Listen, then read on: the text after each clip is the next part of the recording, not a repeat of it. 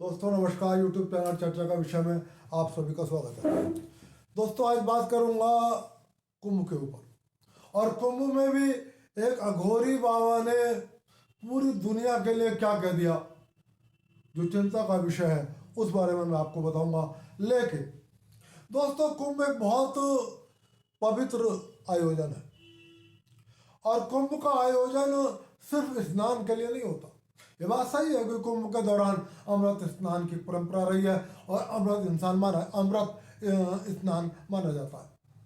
लेकिन कुंभ का एक और विशेष पर्पज होता है, और वो होता है कि उस समय दुनिया भर के सनातन में विश्वास रखने वाले साधु संत चिंतक वो सब एकत्रित होते हैं, और एकत्रित होकर विचार विमर्श करते हैं कि समाज में कोई भटकाव आया है तो उस भटकाव को कैसे दूर किया जाए।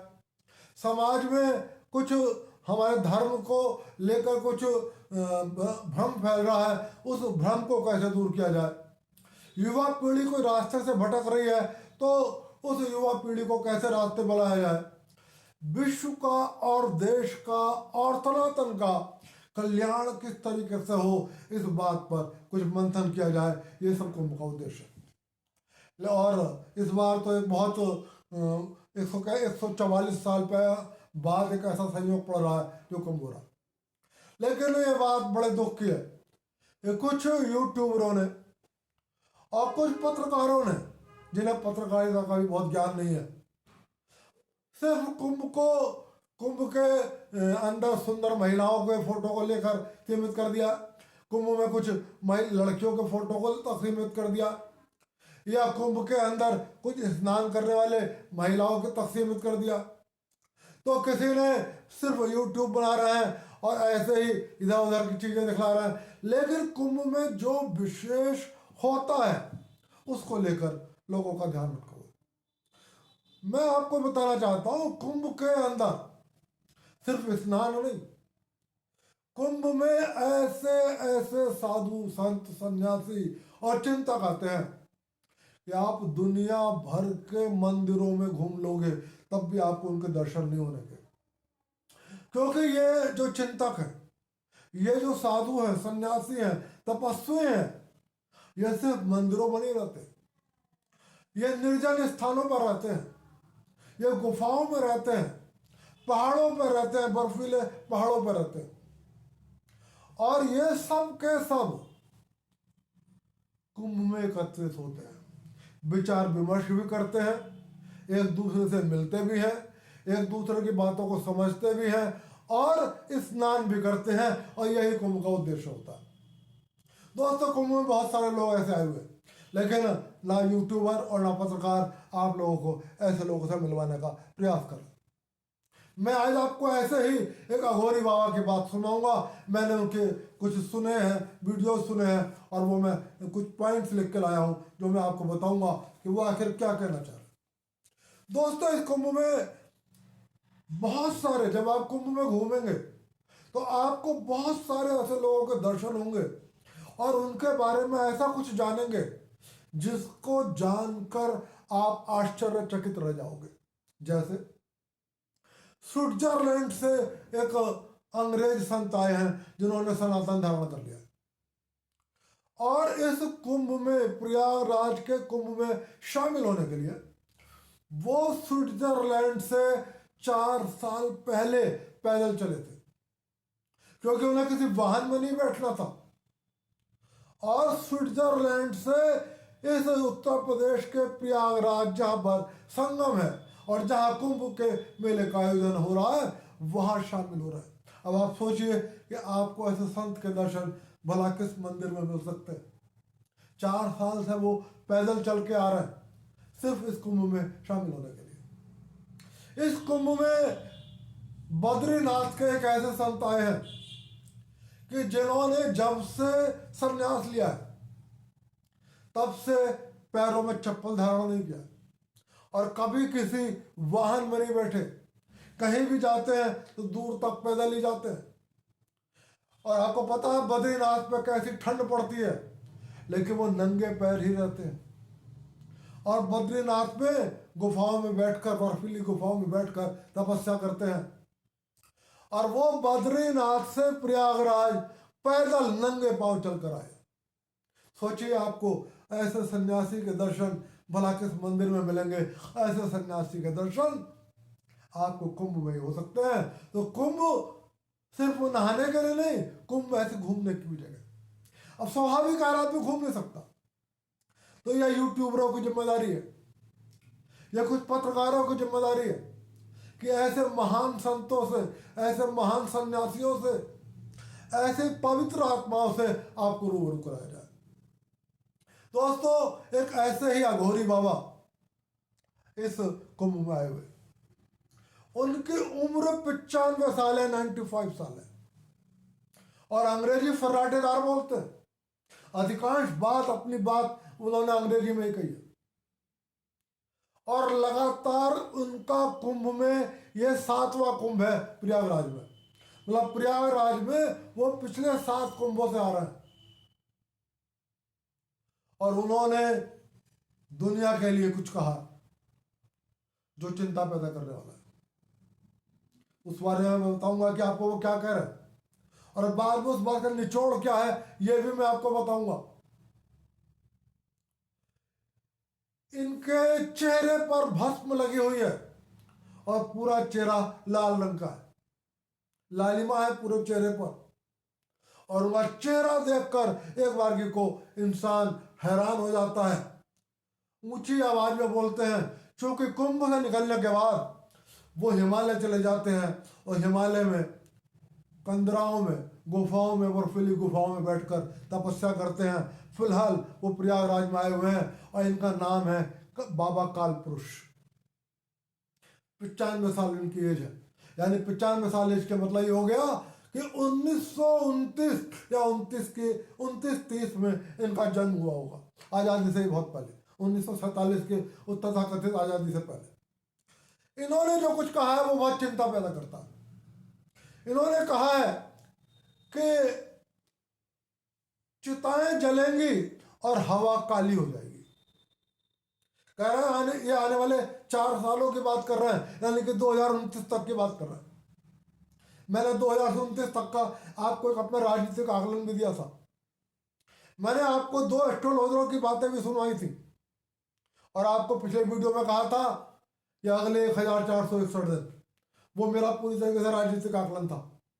बाबा काल पुरुष कह रहे हैं अगले 4 सालों के बारे में, चिताएं बहुत जलेंगी और हवा काली हो जाएगी। मतलब चिताएं इतनी जलेंगी कि चिताओं के धुएं से हवा में आपको काली मां नजर आएगी। और ये कहते हैं नदी को वो सब याद है जो आदमी भूल गया। इसका मतलब क्या है कि नदी के प्रति आप पाप कर रहे हैं, और नदी के साथ वो हो रहा है जो नहीं होना चाहिए था। नदी आपसे बदला लेगी, नदी इंसान से बदला लेगी। तो ये कह रहे हैं नदियों को वो सब याद है जो इंसान भूल गया है, गंगा रोएगी। इनका कहना है कि गंगा रोएगी और उसके आंसू पृथ्वी पर गिरेंगे। पानी की ओर इशारा कर रहे हैं कि नदियां वो सब याद रखेंगी जो आदमी भूल गया है। गंगा रोएगी और उसके आंसू पृथ्वी पर गिरेंगे। और ये कहते हैं कि इस बार जब मैं कुंभ में आया हूं तो कुंभ में मुझे कुछ अलग संकेत दिखाई दे रहा है। कह रहे हैं मैं पिछले 7 कुंभ में आ चुका हूं प्रयागराज में, मुझे ऐसे कुंभ में ऐसे संकेत नहीं लगे जो इस कुंभ में दिखाई दे रहे हैं। और उस संकेत के बारे में ये क्या कह रहे हैं कि जहां दाह संस्कार हो रहा है, गंगा स्थल पर आपको पता होगा नदियों किनारे गंगा स्थल पर संस्कार होते हैं, और वहां प्रयागराज में भी गंगा किनारे संस्कार होते हैं। कहते हैं इस संगम स्थल पर जो दाह संस्कार है वहां मुझे कुछ अलग संकेत दिखाई दे रहा है। वहां कौवे एक अलग भाषा में बात कर रहे हैं, वो एक गाना गा रहे हैं जो बहुत अच्छा नहीं है। कौवों की भाषा को मैं समझ रहा हूं, वो गाना गा रहे हैं, वो अच्छा संकेत नहीं है। कौवे गाना गा रहे हैं, और जो मुर्दे हैं वो बेचैन लग रहे हैं मुझे। ये बाबा काल पुरुष कह रहा है कि मुझे इस दहा स्थल पर संकेत अच्छे नहीं लग रहे, कौवे गाना गा रहे हैं, एक अलग भाषा में वो अपनी बात कर रहे हैं, और यहाँ पर मुर्दे बेचैन हैं और ये कह रहे हैं धरती अपनी सांसों को बदल रही है। ये बातें मैं और आप नहीं समझ सकते, शायद मैं और आप नहीं पहचान सकते, लेकिन ये दिव्य संतों की दृष्टि होती है जो ऐसा कुछ देख लेते हैं जो इस दुनिया की आधुनिक दूरबीनें और आधुनिक उपकरण भी देखने में अक्षम होते हैं। ये कह रहे हैं धरती अपनी सांस बदल रही है, नदियां अपना रास्ता बदलेंगी। फिर पानी की ओर इशारा कर रहे हैं, नदियां अपना रास्ता बदलेंगी और तब बड़े बड़े शहरों को ये आभास होगा कि वो उधार की जमीन पर बसे हुए हैं। फिर ये कह रहे हैं, आपने उन्होंने पहले भी पानी के बारे में कहा था और अब फिर पानी के बारे में कह रहे हैं कि नदियां अपना स्थान छोड़ेंगी। इसका मतलब यह है, और मैंने आपको पहले भी खैर वो बाद में बताऊंगा, तो ये फिर कह रहे हैं कि नदियां अपना स्थान बदलेंगी। इसका मतलब यह है कि अनेक शहर पानी में डूब जाएंगे दुनिया के, और तब उन शहरों को पता लगेगा कि ये जमीन हमारी नहीं थी, ये जमीन हमारे पास उधार की थी। तो नदियां अपना रास्ता बदलेंगी और तब बड़े बड़े शहरों को यह एहसास होगा कि हम उधार की जमीन पर बसे हुए थे। ये कह रहे हैं पहाड़ अपना बर्फ छोड़ देंगे। पहाड़ों पर आपने, इसका मतलब क्या हो गया कि बर्फ पिघल जाएगा। पहाड़ों पर बर्फ छोड़, पहाड़ अपना बर्फ छोड़ देंगे, पवित्र नदियां नया रास्ता खोजेंगी। जिस रास्ते से वो बह रही हैं, जिस स्थान पर वो बह रही हैं, उस स्थान को वो छोड़ेंगी, उस रास्ते को बदलेंगी, नए रास्ते ढूंढेंगी। और ये कह रहे हैं कई मंदिर जो विलुप्त हो चुके हैं वो धरती पर लौट आएंगे। ये बहुत बड़ी बात कही है बाबा काल पुरुष ने कि कई मंदिर जो धरती पर विलुप्त हो चुके हैं, जिनको हम देख नहीं पा रहे हैं, हमारी निगाहों में नष्ट हो चुके हैं, या हमें जानकारी नहीं है उन मंदिरों की। इनका कहना है कि वो मंदिर जल्दी ही पृथ्वी पर लौट आएंगे। संगम के बारे में कह रहे हैं, यह संगम अपना स्थान बदलेगा। अभी प्रयागराज में जहाँ संगम हो रहा, जहाँ कुंभ का आयोजन हो रहा है, इसके बारे में भी बाबा काल पुरुष का कहना है कि संगम अपना स्थान बदलेगा और एक नए स्थान पर संगम होगा। और इसके बाद इन्होंने एक और बहुत बड़ी बात कही है कि जन्म लेने वाले बच्चे, अब जो भविष्य में जन्म लेने वाले बच्चे होंगे, उनको वो याद होगा जो हम भूल चुके हैं। इनका कहना है कि हम कुछ भूल रहे हैं, वो हमारे कर्तव्य भी हो सकते हैं, और इनका इशारा हमारे कर्तव्यों की ओर है कि हम प्रकृति के प्रति, मानव के प्रति, जंगलों के प्रति, पानी के प्रति जो अपना फर्ज भूल गए हैं। देख रहे हैं आप, मनुष्य वास्तव में इसमें कोई सच भी नहीं है। यदि मैं बाबा काल पुरुष के बात से हट जाऊं तो मनुष्य इतना भौतिक बात की ओर जा रहा है कि वो प्रकृति को नष्ट करने पर तुला हुआ है, पानी से, नदियों से खिलवाड़ कर रहा है, उसको अंधाधुंध खर्च कर रहा है, उसको नष्ट करने की ओर बढ़ रहा है। ये कह रहे हैं कि आने वाली पीढ़ियां जो अब बच्चे जन्म लेंगे वो उन बातों को याद रखेंगे जो हम भूल गए। यानी कि हम जो प्रकृति के साथ खिलवाड़ कर रहे हैं, हम जो नदियों के, गंगा के पानी के साथ खिलवाड़ कर रहे हैं, आने वाली पीढ़ियां, आने वाले बच्चे याद रखेंगे कि हमारे पुरखों ने गलतियां करी थी, प्रकृति के साथ ये पाप किया था, नदियों के साथ ये पाप किया था, और वो अपनी गलतियों को सुधारेंगे। ये बहुत बड़ी बात कही है बाबा काल पुरुष ने। इन्होंने एक और बात कही है, इसका मतलब ये ज्योतिषियों के लिए है, और ज्योतिषी इस बात को बड़े ध्यान से सुन ले। युवा पीढ़ी आसमान को दोबारा पढ़ेगी। आपको पता है हमारे ज्योतिष में एक निश्चित ग्रह है, और आज की साइंस जिसे कह रही है, हमारे ज्योतिष शास्त्र में हजारों क्या लाखों वर्ष पहले ये बता दिया था कि पृथ्वी कि ये इस ब्रह्मांड में, इस पूरे संपूर्ण ब्रह्मांड में ये ग्रह है, वो यहाँ स्थित है, उसकी ये चाल है, उसकी ये चाल है, ये कर रहे हैं। लेकिन इतना बड़ा बदलाव होगा कि युवा पीढ़ी जो आएगी वो आसमान को फिर से बदलेगी, फिर से पढ़ेगी, और फिर से नया अध्ययन आपके सामने लाएगी। दोस्तों, ये बातें बाबा काल पुरुष की हैं और इनका कहना है। इन्होंने कहा और भी बहुत कुछ है, मैं फिर अगले वीडियो में बताऊंगा वो आपको, यदि उसमें से कुछ और आप तक पहुंचाने लायक होगा, कि अगले 4 वर्षों में जो मैंने कहा है ये सब गठित हो जाएगा। दोस्तों, इनकी बात का सार क्या है वो मैं आपको बताऊं। इसका मतलब इनकी बात का सार यह है कि आने वाले 4 वर्षों में, यानी कि फिर मैं आपको अपने वीडियो के हेडिंग क्यों लेकर जा रहा हूं, आने वाले 1461 दिनों में जो इस पृथ्वी पर बदलाव होगा, ये विनाश की बात नहीं कर रहे। इन्होंने कहीं विनाश की बात नहीं करी है, इन्होंने कहा बदलाव की बात करी है।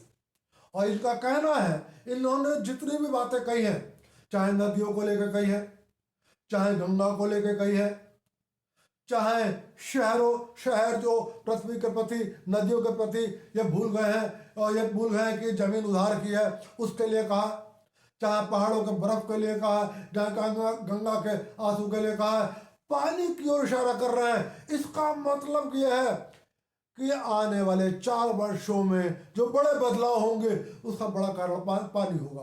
दोस्तों, मैंने आपको 2 ज्योतिषों की बात और बतलाई थी, और उन ज्योतिषों ने भी एक बात कहा था कि आने वाले समय में पानी से बदलाव होगा, वह चाहे बाढ़ के रूप में हो, चाहे सुनामी के रूप में हो, चाहे भारी बारिश के रूप में हो। मुझे लगता है, ये मेरा एक विश्लेषण है बाबा काल पुरुष की बातों में, कि संभवतः बाबा काल पुरुष भी ये कह रहे हैं कि पानी से बदलाव होगा। प्रकृति से जो हमने खिलवाड़ किया है, प्रकृति हमसे उसका बदला लेगी। अब चाहे वो सुनामी के कारण हो, चाहे बाढ़ के कारण हो, चाहे पहाड़ों के पिघलने के कारण हो, वैज्ञानिक कह भी रहे कि लगातार जिस तरीके से युद्ध हो रहा है, लगातार जिस तरीके से हम पृथ्वी पर जलवायु परिवर्तन हो रहा है, पहाड़ पिघल रहे हैं। और आप देख रहे हो पिछले 3 साल से रूस और यूक्रेन के युद्ध में कितना गोला बारूद हो रहा है, मध्य एशिया में कितना गोला बारूद हो रहा है। और आने वाले 1461 दिनों में मैंने कहा था, दुनिया में बहुत भयानक युद्ध भी हो सकते हैं, और हो सकता है लोग तो परमाणु बमों की कल्पना कर सकते हैं। उस परिस्थिति में पहाड़ पिघलेंगे, उस परिस्थिति में सुनामियां आएंगी। तो लगता यह है कि बाबा काल पुरुष जो 95 साल के हैं, उनका भी कहना यह है कि अगले 4 वर्षों में पानी से दुनिया में बहुत ज़्यादा बदलाव होगा। दोस्तों, देखते हैं बाबा जी की बात सही होती है या गलत होती है। लेकिन मैं इधर रुकूंगा कि मैंने आपको लंदन के निकोलस ऑजुला की बात बताई थी, मैंने आपको एक और एस्ट्रोलॉजर की बात बताई थी, और एक बार मैंने आपको अपना 1461 दिनों का राजनीतिक विश्लेषण दिया था। उसमें हालांकि पानी का मतलब नहीं था, वो सब पूरा राजनीतिक था। लेकिन उस राजनीति में भी जिस तरीके से हम युद्धों में बमों का और इन सब का विस्फोटकों का इस्तेमाल देख रहे हैं, उससे गर्मी बढ़ेगी, जलवायु परिवर्तन होगा, पर पहाड़ बहेंगे, सुनामियाँ आएंगी, तो पानी की वजह से भयानक बदलाव भी हो सकता है। हालांकि बाबा काल पुरुष ने यह अच्छी बात है, किसी विनाश की बात नहीं करी है, उन्होंने बदलाव की बात नहीं करी है। दोस्तों, कुंभ में और जो ऐसी बातें होती हैं, मैं इसलिए आपसे कह रहा हूँ कि शायद ऐसे काल पुरुष आपको किसी मंदिर में नहीं मिलेंगे, किसी धार्मिक स्थान में नहीं मिलेंगे, ऐसे लोग कुंभ में ही मिलेंगे। यदि आप कुंभ में जा सकते हैं तो जाएं, और कुंभ में डेरे डेरे घूमें, बाबाओं के दर्शन करें। देखते हैं बाबा काल पुरुष की बात अगले 4 साल में कितना सच होती है और कितना सच नहीं होती है। अपने वीडियो को यहीं समाप्त कर रहा हूँ और आपसे फिर रोजाना की तरह निवेदन कर रहा हूँ, वीडियो पसंद आए तो लाइक कर देना, चैनल को सब्सक्राइब कर देना। आप सभी को विश्वपति का नमस्कार।